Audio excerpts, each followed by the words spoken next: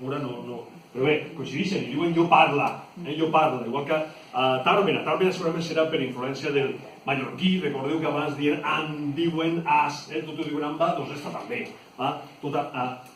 Diguem que té com a resultat la pronunciació amb a.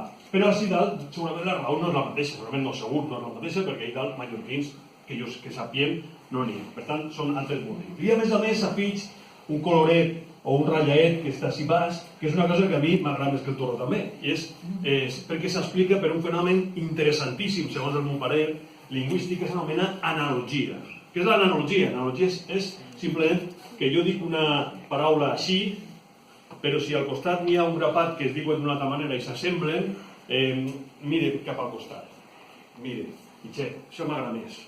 Esta m'agrada més. I al final salta, la forma de pronunciar-se de la filera del costat salta a la forma primera, i la forma primera, diguem que esdevé nova, canvia. Això és el que havia passat a la forma jo parlec, que és una forma que sí arrepleguem de la gent major de la comarca de més al sud, d'Elx i Crevillent i Santa Pola, però que l'ací a propet també se sent. De fet, jo crec que a Callosa hi ha algun xiquet, gent joveneta, ja ho diuen, parlec, perquè l'analogia és potentíssima, perquè és una de les fonts fonamentals de canvi lingüístic de totes les llengües, l'analogia.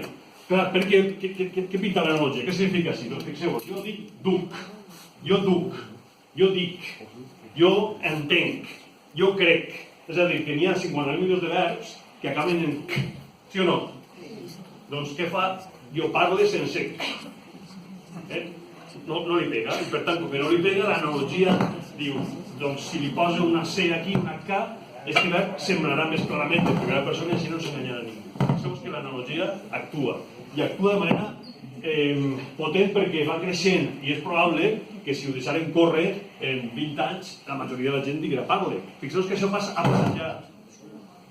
passat ja en altres verbs, per exemple cusc, dorc, totes aquestes tampoc no estaven abans i ara les tenim. De fet encara no són normatives, però perquè les hem de llevar quan parlem en situacions formals, però les diem cusc, vull, n'hi ha 50.000.